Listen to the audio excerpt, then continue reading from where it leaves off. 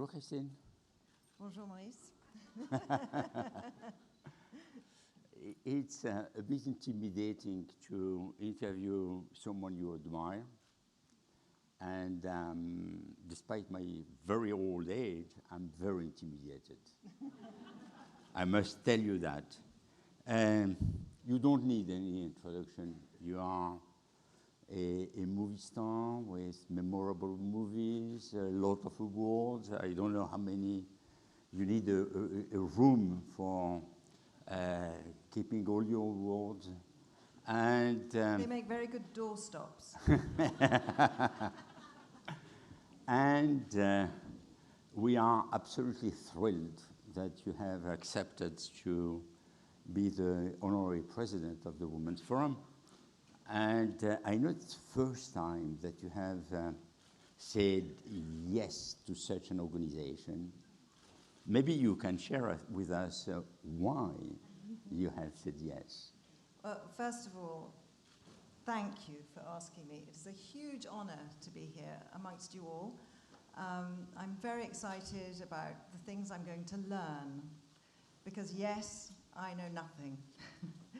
And what is very exciting to me is the fact that you asked me to do this. I had no idea why you asked me to do this. And then I was... I will tell you. I was intrigued, I was skeptical, but I was mostly intrigued. So I started to read the things that they'd sent me, and it triggered all these other pieces that I've read over the years. And a lot of things really, really stuck in my mind.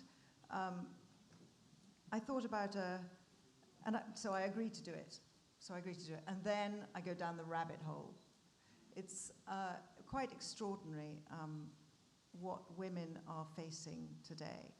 I thought that so many improvements have been made during my lifetime that what else could be done? But then looking more closely, I see so much disparity and so much unfairness.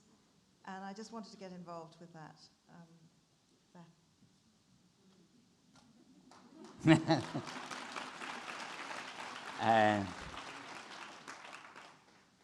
In an interview this morning, you said that it took time and you have never been engaged. What has triggered the decision beside my art of convincing? Your art of convincing.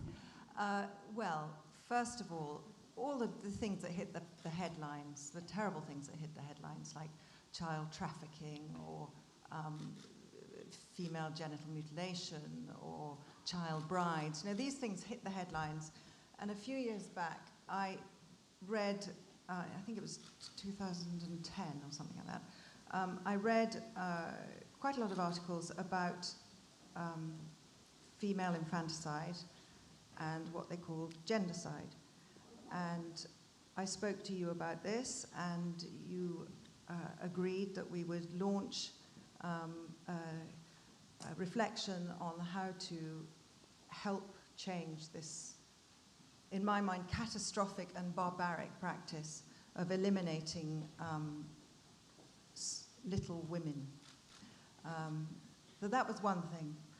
And then discovering, to my horror, that 4% of the funding globally, overall funding for medical research and development, only 4% goes to the women's area. 90%, oh, I have all these numbers in my head, it's fantastic. 90% of women take care of the medical decisions, the medical and healthcare decisions in the household. And only 9% of companies creating these things are run by women. And I think we have to change these things. It's just obvious that we have to be at the heart of everything to be able to make these changes effective, to make these the changes that we know we need. I think that's one of the fundamental triggers for my enthusiasm. So are you becoming a feminist, or have you always been a communist who was ignoring that she was a feminist? A feminist in denial. Well, yeah, I've changed so much, and I think one of the great privileges we have as women is that we negotiate change, navigate change very, very well. We're used to it from from puberty. We're used to it. We change all the time, and so I've noticed that my way of looking at life, my way of thinking about myself and me as a woman has changed dramatically in the past 20 years, yeah, completely. And I found myself sort of, when I'm alone in the car listening to the radio and listening to the news, suddenly getting terribly angry and shouting at my television set. And I thought, no, it's time to calm down. You have to react. You have to join some movement and try and put all that energy that you spend yelling at your television set, put it into something more positive and more helpful. You said that women are changing all the time. I can tell you that this is something very true, and men can testify. And we are a great witness of the fact that women are changing all the time. I have that at home, and I know how it works. Now that you are starting to get to know a little bit better the Women's Forum, if there is something that you would like this forum to achieve, something that has not been done in any other forum, what this would be for you? Well, there are so many things, there are so many areas that the forum deals with, which is why it's so exciting. Health, AI, the STEM, what else is there? Lots of ideas. Climate change. But all these things are linked. This is what I find so fascinating. So climate change, why is that important to women? Because by helping find a solution to getting, there was something that happened, I don't know how long ago, not very long ago. The Women's Forum instigated solar panels being installed in a village in Tanzania, I think. And that saved little girls and women having to trek for 5 hours to go and fetch water. Well, we know what that means. We know the dangers that are around for a small child or even a woman with a huge load of water on her back, traipsing backwards and forwards. So things like that, the medical inventions that have been made, like the necklace for the baby, so with all the vaccinations and the weight and the height, and so you can carry on being a working woman and be reassured that your baby, somebody is keeping track of what your baby is going through. I don't know, this year, well, I think climate change is our most important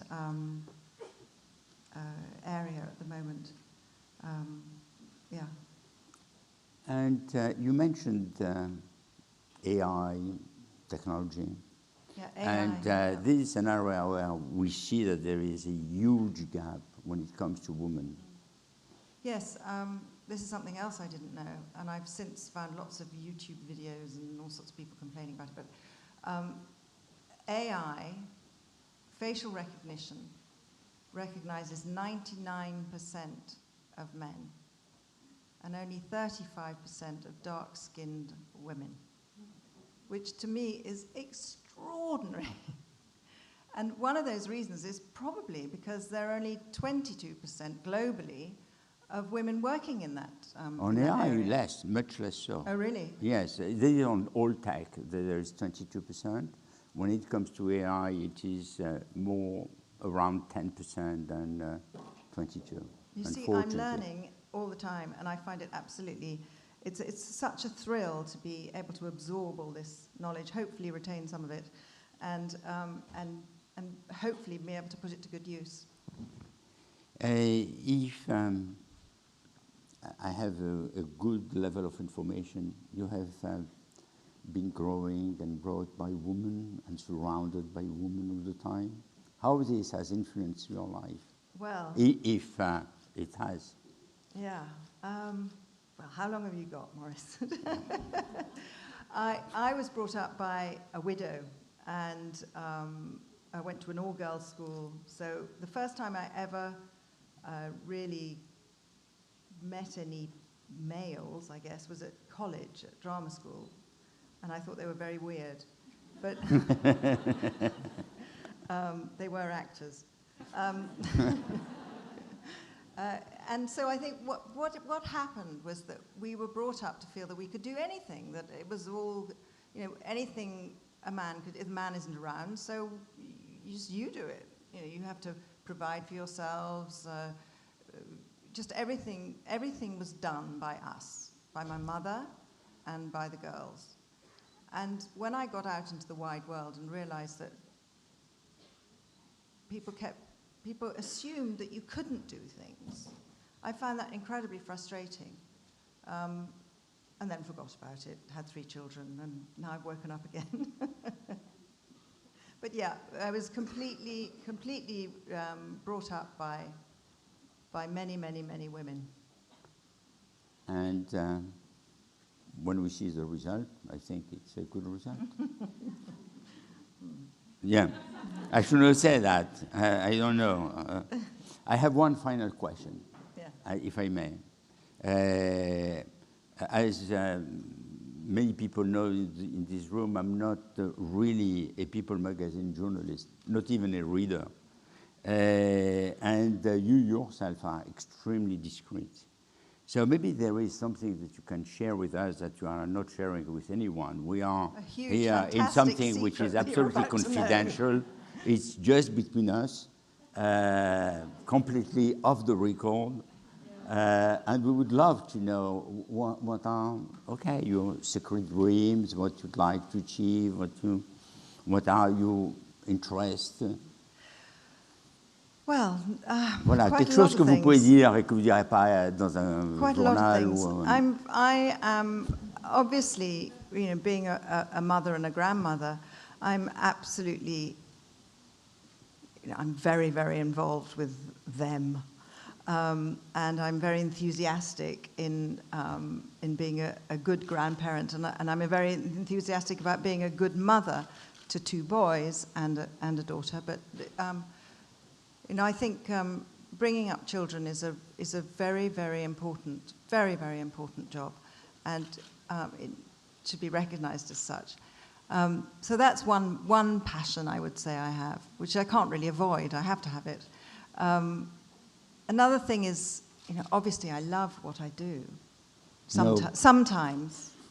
I do love acting. We love that you do it. Thank you very much. I'm longing to go back on stage. I will be going back on stage next year. And I hope one day I will get to make this film that I have in my head. I've already had one false start with another production, but my ultimate dream, I think, is to be behind the camera, to direct, to create images, to be able to tell a story through my eyes. Yeah, that's what I'd like to do. Merci. Thank you.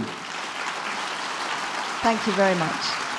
Madame Kristin Scott Thomas, thank you.